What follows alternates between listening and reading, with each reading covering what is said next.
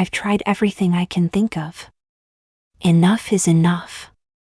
I first noticed the thing when I looked up at my window after taking a short nighttime walk. At first, I reasoned that it was just my mom putting something in my room. But as I came closer and looked harder, I saw its shape was hardly feminine. Hardly even human.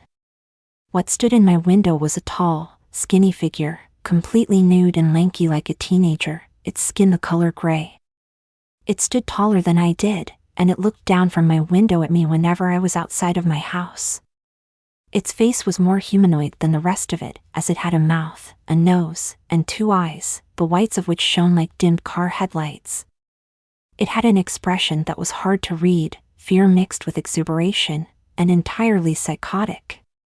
The first night I saw it, it just stared down at me. It didn't move at all. I didn't move at all. I couldn't. I was dumbfounded by its presence. I felt a sneaking dread climb up my spine, and it settled on my neck.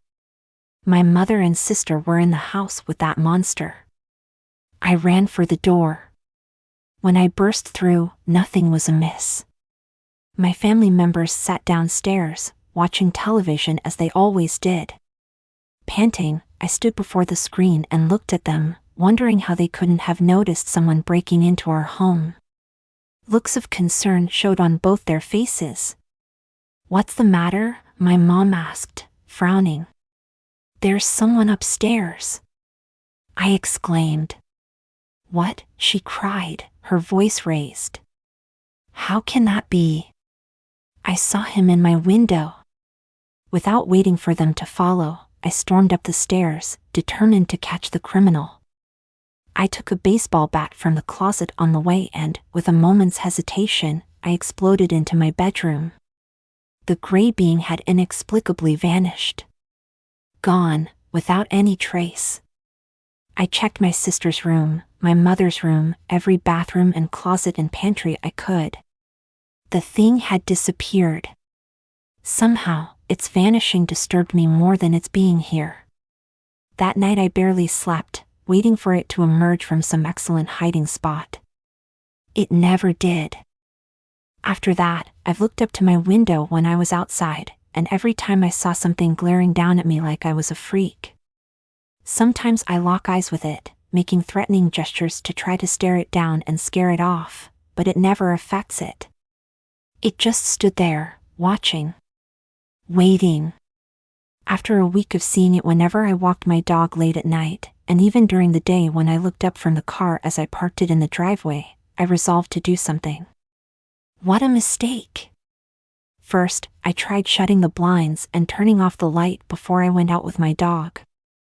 Sure enough, when I glanced up at my window, the thing stood as it had before, with the blinds completely up and the light juxtaposing its gray mass against the yellow-colored room. When I climbed back up to my bedroom, the shades were as I had put them. I started to feel crazy and unsafe. I started sleeping downstairs. The second thing I tried worked as well as the first. I stacked chairs and heavy boxes full of reams of paper before the window to see how determined the spirit was. As I should have guessed, all of the things had been removed from sight when I peered up to the gleaming portal.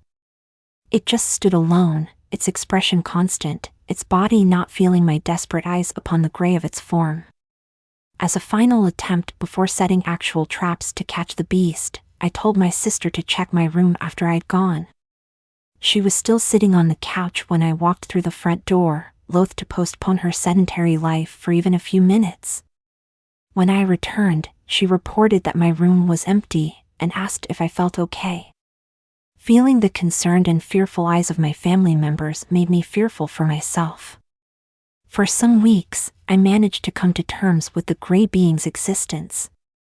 I looked at it less and less, and found its presence to be of decreasing importance to me. It seemed as if we could occupy the same space in comfort, staying out of each other's way. I had almost completely forgotten about it when the tragedy came. It was a Saturday, a day I typically spend out with friends. The evening was a time of stress relief in the form of driving around the suburbs I live in and causing a ruckus in a variety of ways. I left around 4 in the afternoon, and it was only 4:26 when I received a frantic text from my mom urging me to come home. When I got back, I looked up to my window, remembering the being that had become nearly invisible by its consistency. I froze when I saw that its gray, strange mouth was twisted upwards in a horrid smile. I burst through the front door. My mom collapsed on the front room carpet, telephone held limply in hand, having just called the police. I knelt by her a few moments, comforting her in her distress, wondering where my sister was. Sentence after incoherent sentence streamed out of her mouth like dribble, so I left her there to check if the house had any clues to her distress.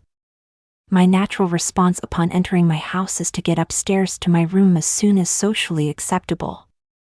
Logically, I would check there first. Each day I awake, I wish I hadn't looked at all. Blood coated nearly every surface, as if some explosion of red paint had sent it splattering the walls and ceiling. Parts of my sister were strewn on my bed, some of her organs lying on my desk, a good deal of her torso still and motionless in the center of my carpet. Her face had been torn off and nailed to the wall with a pencil, the eyes missing and nowhere to be found. The eye holes were ghastly, elongated things, made to look like demons' eyes by the bloodied wall that was visible through them. I retched onto the crimson floor, making the stench in the room even more sickening than the hemoglobin iron smell that fucked my nostrils mercilessly. I stumbled downstairs back to my weeping mother, and collapsed as she had. I did not cry, however. I only thought. And it became clear to me then. The being is too dangerous to let live. From then on, after police had come to retrieve the body and found no viable perpetrator of the crime, I spent most of my time at every public library in the county or on so-called witch websites I knew to be hoaxes, trying to find a method of purging the spirit from my home. I ordered holy water purported to be bottled at the Jordan River, spread it in the still red room only to see that same gray beast looking down upon me from within. No amount of charms or amulets or enchantments could repel the gray being. I cast protection spells, spirit wards, positive repels, waving my hands and chanting like a manic cultist. In a stupor of frustration, I tried pleading with the spirit, making a pact with it, and left offerings like it was some god to revere. Nothing could remove it from the window. And that brings me to my current state of mind. I have exhausted all possible means, save summoning a demon of my own or burning down my house. I would do the latter if I could convince my mother of the gray being's existence, but she always claims she can't see it when I show her its creeping vigilance. For some reason, I know nothing can rid me of this malevolence. That's why I've written this tale, this explanation of my next action. I'm going to climb onto my roof and go in through that window.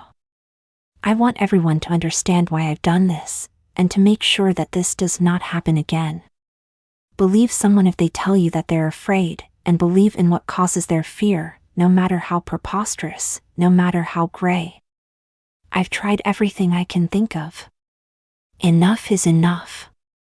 This journal was found on Derek E. Weinman's person on February the 17th, among other personal effects including a watch battery, a wallet containing identification and several bills, and a packet of Big League Chew. Derek's time of death was 8:34 p.m. on February the 17th, cause of death, still unknown, though the official statement has been announced as suicide.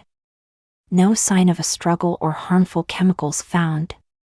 Derek was lying face down on the floor of his room where his sister's body had been found. See OFCO report, case 9/12, Vanessa D. Weinman.